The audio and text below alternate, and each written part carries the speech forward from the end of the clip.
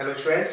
तो 12th physics electric charges and fields का next lecture लेकर आज हम आए हैं। और इससे पिछले वीडियो में आपने पढ़ा था electric field.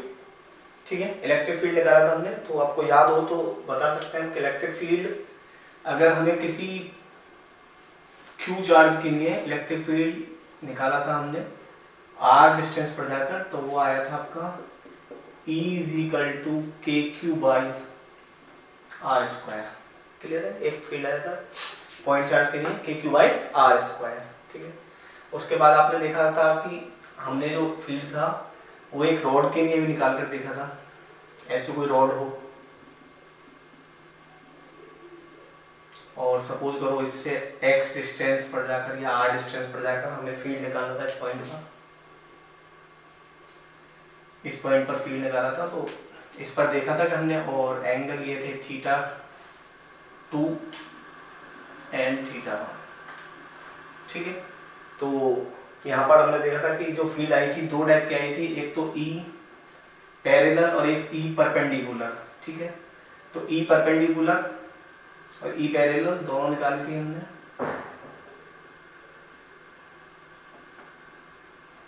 K lambda D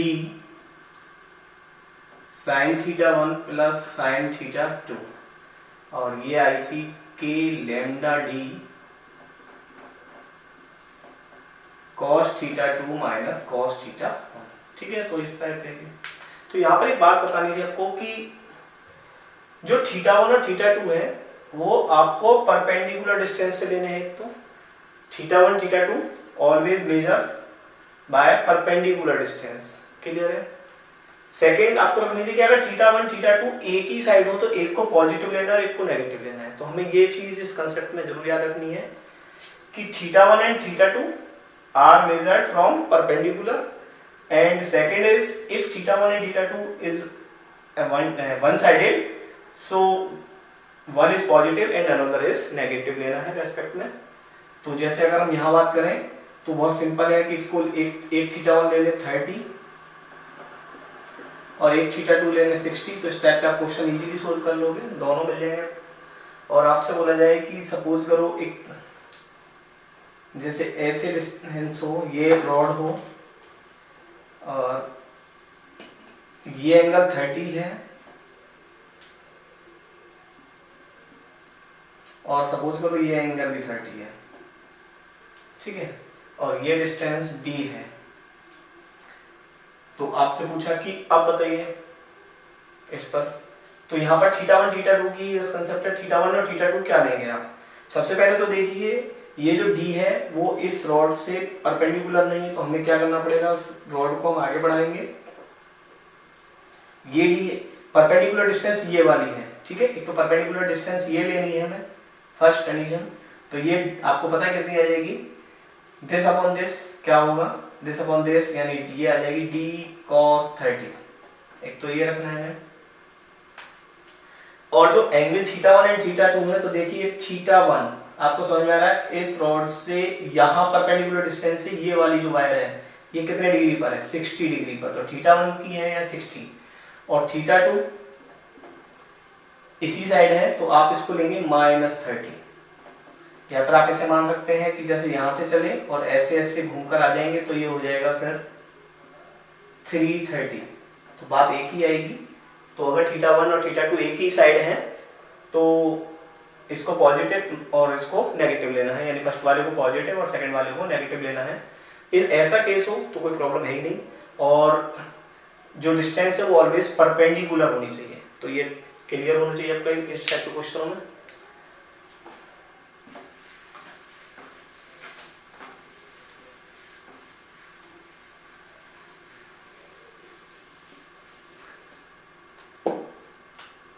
ठीक है, देखिए क्वेश्चन करते हैं अब कि सपोज करो यहाँ पर एक चार्ज -q है और यहाँ पर एक चार्ज +q है। आगे पढ़ेंगे, ये एक डाइपोल बन जाता है। Two equal and opposite charge are separated with small distance. कोई भी डिस्टेंस ले लेंगे इसमें 2a या a, तो इसको मान लेते हैं a and this is centre और दिस इज आल्सो a। ठीक है, तो डाइपोल का कंसेप्ट आगे आएगा, लेकिन अभी हम पढ़ना चाह रहे हैं कि ये पूछ रहा है find electric field at mid point. तो यहां पर हमें क्या करना है, find electric field at mid point. ठीक है, मिड पॉइंट इस पर निकालना है, लाइन ज्वाइनिंग ही निकालना है। तो इस पॉइंट को हम P मान लेते हैं और इस पॉइंट पर हम इलेक्ट्रिक फील्ड की डायरेक्शन देखते हैं। तो हमने पढ़ा है कि पॉजिटिव से किधर होती है डायरेक्शन, इस डायरेक्शन में, और नेगेटिव से नेगेटिव की तरफ होती है। तो यहाँ पर जो इलेक्ट्रिक फील्ड है वो कुछ इस टाइप की आ जाएगी। क्लियर है? क्योंकि डायरेक्शन के बारे में मैंने बताया कि पॉजिटिव से अवे और नेगेटिव टुवर्ड्स इलेक्ट्रिक फील्ड की डायरेक्शन होती है। तो ये हमें याद रखना है। ठीक है, तो यहाँ पर देखिए इलेक्ट्रिक फील्ड है और ऐड हो रही है। तो यहाँ पर अगर हमें ई नेट लिखना है तो हम लिखेंगे E1 plus E2, E1 plus E2। तो यहाँ ई नेट हो गया आपका, E1 कितना लेंगे, E1 को मान लीजिए इस चार्ज की वजह से, तो इसको लिख लीजिए KQ by A square and plus magnitude निकालना है तो साइन की कोई प्रॉब्लम नहीं है, और इसकी वजह से भी हो गया आपका KQ बाय A स्क्वायर। तो यहाँ पर जो ई नेट है वो आपका आ जाएगा A स्क्वायर, एलसीएम आ गया, KQ और KQ 2KQ। क्लियर है? तो ऐसे हम ई नेट निकाल सकते हैं 2KQ बाय A स्क्वायर। ठीक है, क्लियर हो गया होगा? और देखिए इसमें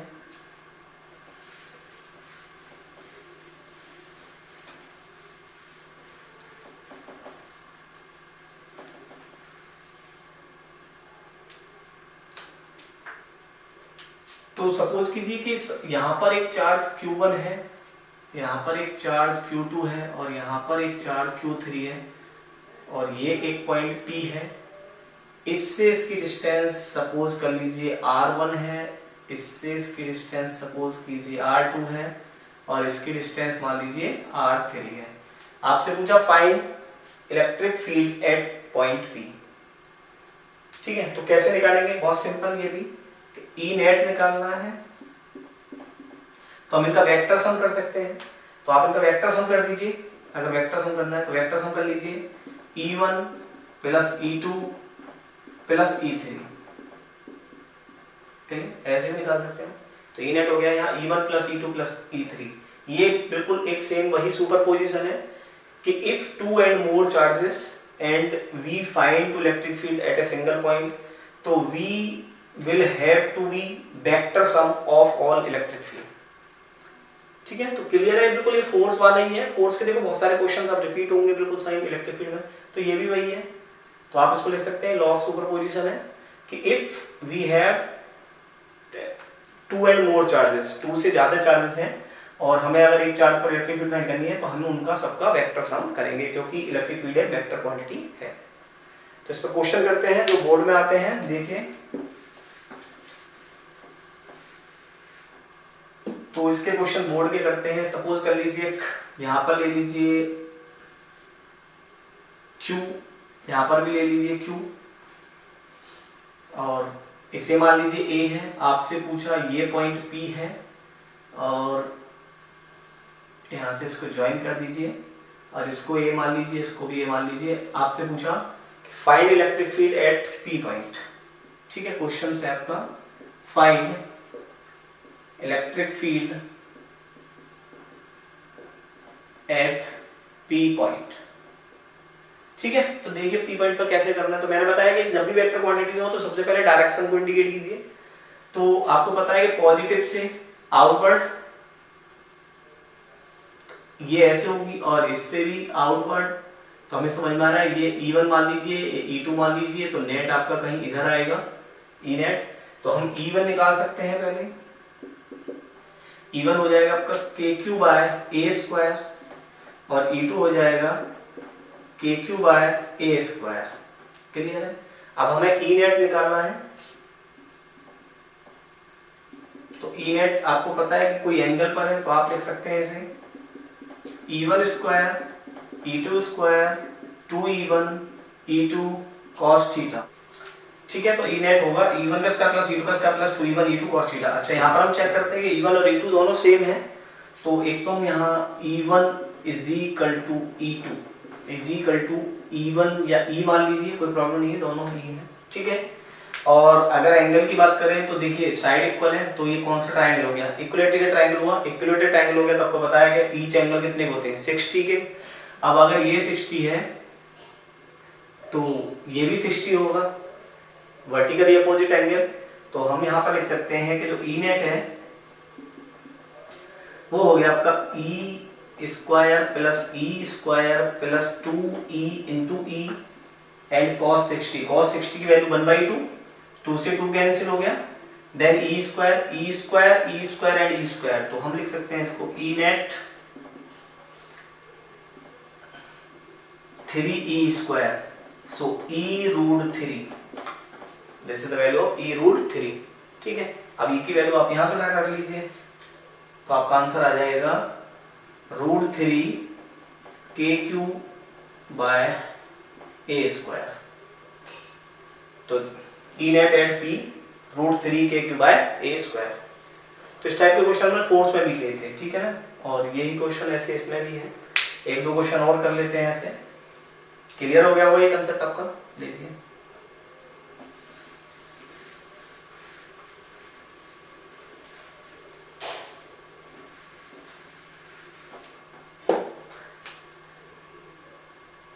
एक स्क्वायर बना लीजिए,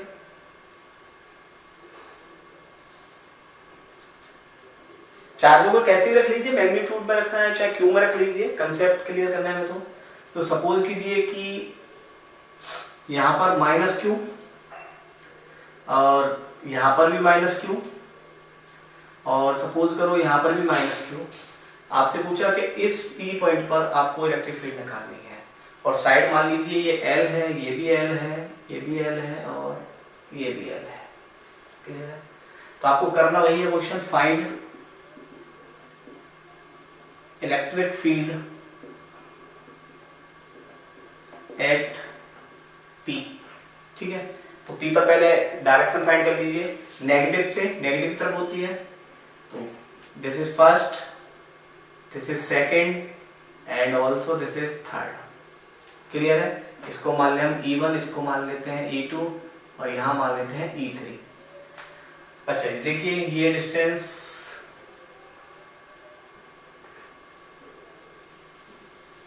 ठीक है, ये डिस्टेंस हो जाएगी E3। अच्छा यहाँ पर देखिए E1 और E2 का जो नेट आएगा वो इसी डायरेक्शन में आएगा E3 की में, और फिर हम इसे सिंपली ऐड कर देंगे। तो पहले तो हम E1 E2 E3 की वैल्यू निकाल लें अलग अलग। तो आप बताइए E1 की वैल्यू क्या होगी, यहाँ पर E1 की जो वैल्यू होगी वो होगी KQ, ठीक है, KQ बाय L स्क्वायर। अच्छा E2 की वैल्यू निकाल लीजिए, तो E2 की वैल्यू हो जाएगी KQ बाय L स्क्वायर, और E3 की वैल्यू होगी आपकी KQ बाय कितनी होगी L, या ये क्या होगी √2L, तो √2L का स्क्वायर यानी 2L स्क्वायर, क्लियर है भाई। ये L है ये L है, तो डायगोनल निकालना, डायगोनल आएगा √2L का स्क्वायर करोगे तो 2L स्क्वायर, ठीक है। चलो E3 ले गई हमारे पास। अब हमें क्या करना है, पहले इन दोनों का नेट निकाल लेते हैं। तो हम बोलते हैं ई नेट किसका 1 एंड 2 का ई नेट निकाल लीजिए। तो 1 एंड 2 का आ जाएगा E1 square E2 square 2E1 E2 cos theta. तो यहाँ पर चेक करते हैं, देखिए E1 E2 यहाँ पर भी सेम ही है, तो E1 E2 की जगह E1 लिख लीजिए, E1 square 2E1 and E1 और cos, एंगल कितना होगा इनके बीच में 90, क्लियर है। तो एंगल देखिए इसमें 90 होगा, तो cos 90 और cos 90 की value 0, this part is 0, E1 इसका मतलब है आंसर यहाँ आ जाएगा √2 E1 या E2, क्योंकि हम जानते हैं E1 किसके इक्वल है, E2 के ही इक्वल है। तो इन दोनों का जो नेट है वो आ गया आपका E net 1 and 2 √2 KQ by L square. अब क्या हम इसे सिंपली ऐड कर सकते हैं, यस। तो जो E नेट आएगा आपका वो होगा E3 plus E net of 1 and 2। तो E3 को लिख लीजिए KQ by 2L square plus √2 KQ by L square. बाकी हम चाहे तो ऐसे लेकर सोल्व कर सकते हैं और आप इजीली इसका इलेक्ट्रिक फाइंड कर सकते हैं। तो इस टाइप में बहुत सारे क्वेश्चन होते हैं, यहाँ इस पॉइंट पर भी पूछ सकता है आपसे, ठीक है। जैसे एक क्वेश्चन यही ले लेते हैं कि सपोज करो स्क्वायर ले लिया, इस साइड को L मान लीजिए, इसको भी L मान लीजिए, इसे L, इसे L, यहाँ पर रख लीजिए पॉजिटिव, यहाँ पॉजिटिव, यहाँ नेगेटिव, यहाँ नेगेटिव।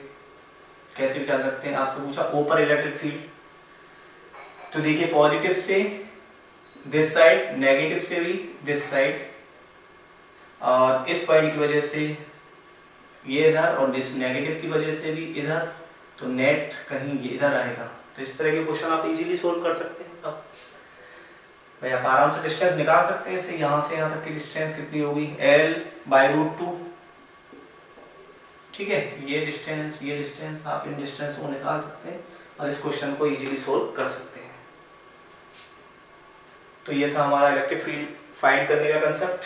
कैसे निकालना है, बोर्ड के क्वेश्चन है, बोर्ड में आते हैं मोस्टली, तो थोड़ा ध्यान से कर लीजिए इनको। आगे बढ़ते हैं इसमें।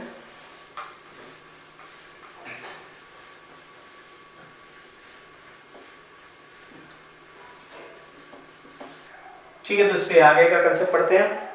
और देखो वही कंसेप्ट है, आपने देखा था इक्विलिब्रियम वाला कंसेप्ट पढ़ा था, तो यहाँ पर भी एक वही कंसेप्ट बन जाता है कि सपोज करो एक चार्ज Q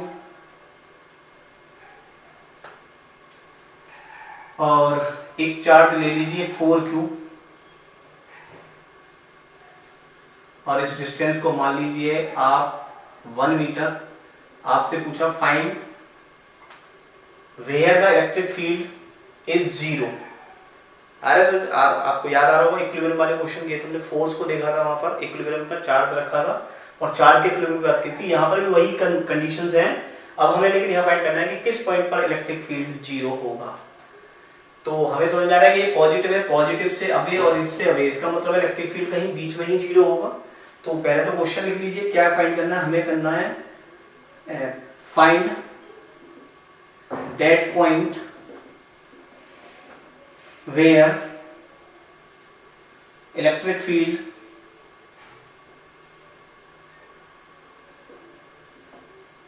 जीरो, ठीक है। इलेक्ट्रिक फील्ड 0 फाइंड करना है। सपोज करो इस पॉइंट पर इलेक्ट्रिक फील्ड 0 हो जाएगा, तो इस पॉइंट पर हम इलेक्ट्रिक फील्ड बना लेते हैं। इस क्यू के कारण इलेक्ट्रिक फील्ड की डायरेक्शन ये होगी और इसके कारण इलेक्ट्रिक फील्ड की डायरेक्शन ये वाली होगी। ये से E1 मान लीजिए, इसे E2 मान लीजिए, ठीक है।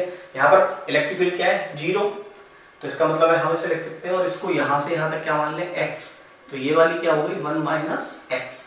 तो यहाँ से और यहाँ की जो इलेक्ट्रिक फील्ड है वो क्या लिखेंगे आप KQ बाय x स्क्वायर, और यहाँ से यहाँ की फील्ड क्या लिखेंगे K4Q upon 1 minus x square, ठीक है। जैसे फोर्स का किया था सेम कहानी, K से K को कैंसिल कर दीजिए, Q से Q को कैंसिल कर दीजिए, आप लिख लीजिए 1 by x square is equal to 4 upon 1 minus x का होल स्क्वायर। तो we can write it 1 by x is equal to 2 upon 1 minus x, cross multiplication कर दीजिए, तो 2x is equal to 1 minus x, then 3x is equal to 1, so x is equal to 1 by 3। तो 1 by 3 metre पर electric field 0 होगी इस वाले charge से, और इस वाले से आपको समझ में आ रहा है 1 माइनस 1 बाई 3, तो 2 बाई 3 पर 0 होगी।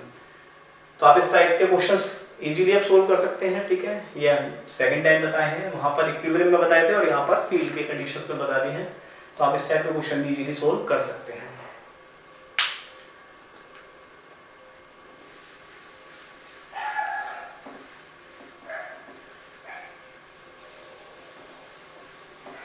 अपोजिट चार्ज होते तो आपको पता है फील्ड्स देखते थे, अपोजिट चार्ज और सेम चार्ज में किधर आएगी, बाहर की तरफ आ जाएगी।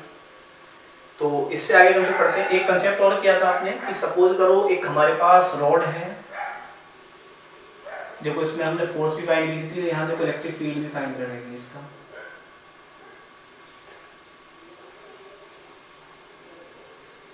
ठीक है, यूनिफॉर्म है, रॉड हमारी यूनिफॉर्म है और इसके ऊपर पॉजिटिव चार्ज डिस्ट्रीब्यूट है, उस चार्ज का मैग्नीट्यूड Q है और इसकी लीनियर डेंसिटी लैम्डा है। क्लियर है? और इसकी लेंथ मान लीजिए L है। हमसे पूछा है कि यहां से A डिस्टेंस पर जाकर P पॉइंट पर इलेक्ट्रिक फील्ड क्या होगी। सेम क्वेश्चन फोर्स में किया था हमने, सेम क्वेश्चन यहां पर भी है। तो आपको फाइंड क्या करना है, आपको फाइंड करना है फाइंड इलेक्ट्रिक फील्ड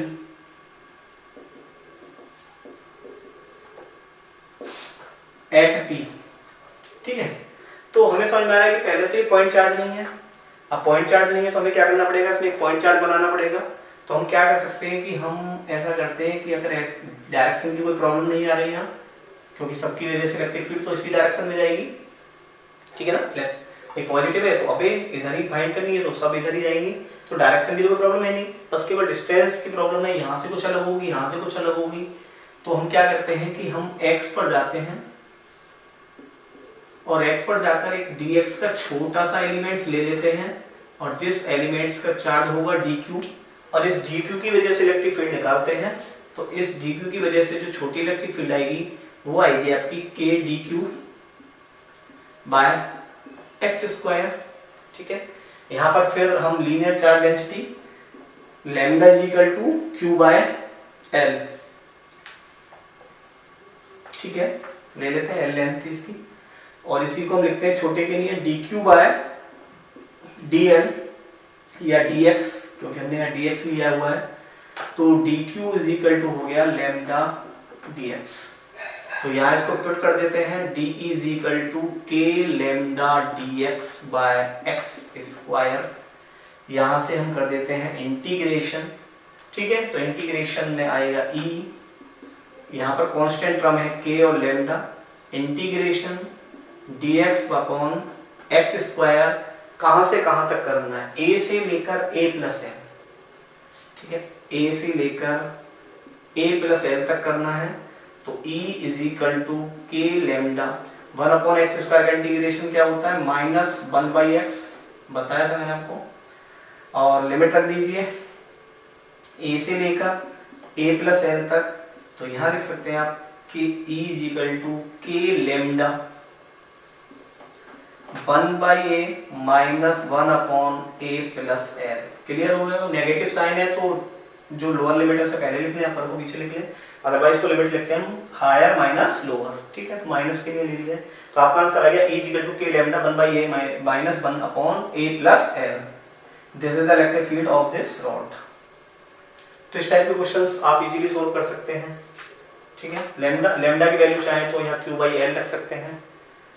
तो अगर यहाँ वैल्यू लिखेंगे तो ये हो जाएगा kq/l 1/a minus 1 upon a plus l। This is the answer, ठीक है। एक और क्वेश्चन लेते हैं इसी में हम।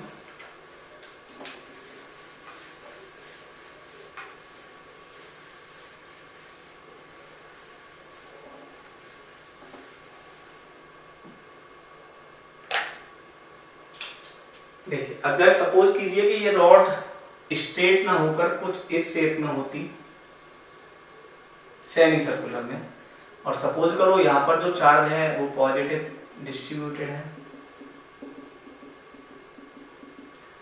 इसको भी आप मान लीजिए Q चार्ज है, लैम्डा लीनियर डेंसिटी है क्योंकि ये लीनियर ही है, और सपोज कीजिए इस P पॉइंट पर आपको इसकी इलेक्ट्रिक फील्ड फाइंड करनी है और ये डिस्टेंस R है। तो क्वेश्चन वही है फिर हमारा, फाइंड इलेक्ट्रिक फील्ड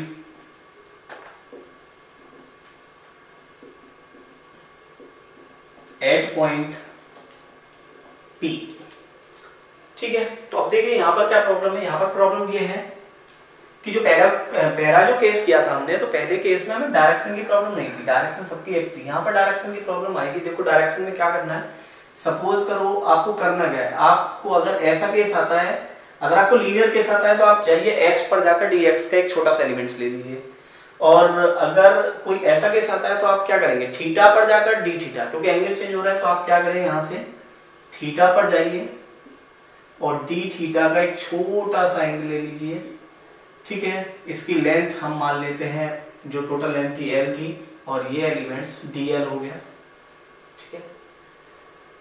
अब यहां से देखिए इस डीएल की वजह से जिसमें जो चार्ज होगा वो डी क्यू होगा, और आप देखेंगे कि यहाँ पर इलेक्ट्रिक फील्ड कुछ ऐसी आएगी, इसकी तरह से।